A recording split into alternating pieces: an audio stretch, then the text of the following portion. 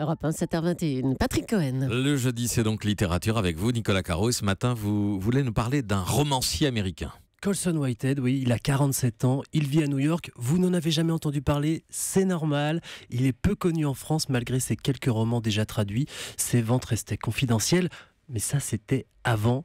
Tout change avec Underground Railroad qui vient de paraître chez Albin Michel, énorme succès aux États-Unis, on approche le 1 million d'exemplaires vendus. Obama lui-même a fait part de son admiration pour le livre, il a obtenu le National Book Award et le prix Pulitzer, c'est extrêmement rare de cumuler et il arrive donc maintenant en France à toute vapeur. Alors, qu'est-ce que c'est cette Underground Railroad ? C'est en fait le nom qu'on donnait au réseau clandestin d'évasion des esclaves pour fuir les États du Sud au 19e siècle.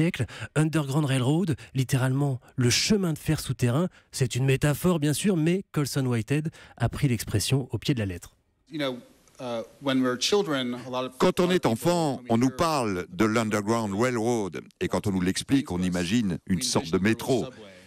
Et ensuite, évidemment, votre professeur vous explique de quoi il s'agit exactement et vous êtes forcément très triste. Mais moi, il y a 17 ans, je suis retombé sur une référence à l'Underground Railroad et je me suis dit que ça pourrait être une bonne idée pour un livre si ça devenait un vrai souterrain. Et ensuite, bien sûr, vous devez trouver une histoire pour en faire un vrai roman. Enfin, ça a commencé avec cette idée fantaisiste et ensuite vous devez le rendre réel.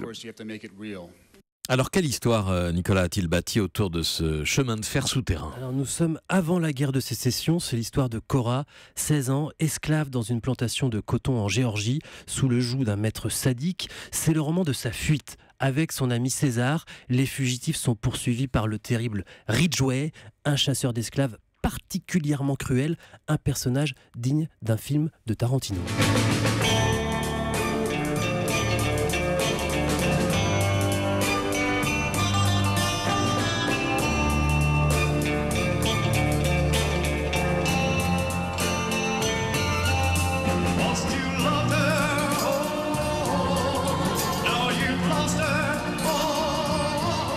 C'est l'ambiance que ça vous suggère ? C'est un roman western, Nicolas ? Un peu, oui, on retrouve cette ambiance parfois, mais le livre de Colson Whitehead dépasse toutes les fictions qui traitent du sujet de l'esclavage et de la condition des Noirs en Amérique, notamment en y insufflant une toute petite touche de surréalisme avec ce train souterrain, puisque Cora emprunte donc cette Underground Railroad en cherchant les gares clandestines. Ce faisant, elle passe d'état en état, de la Caroline du Sud au Tennessee. Et on suit la fugitive. Ouais, on espère avec elle, on a peur avec elle, on court et on se bat avec elle. On se cache beaucoup aussi, on évite les regards. Elle croisera des salauds qui la traqueront, mais des gens bien aussi qui tenteront de l'aider. Et l'air de rien, on comprend mieux la place des Noirs aux États-Unis, une situation qui se rappelle à nous régulièrement dans l'actualité.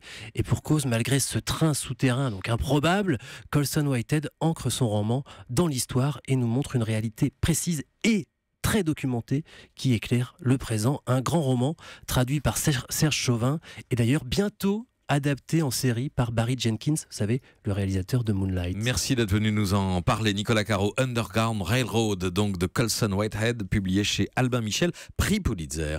Merci à vous, Nicolas. Europe 1.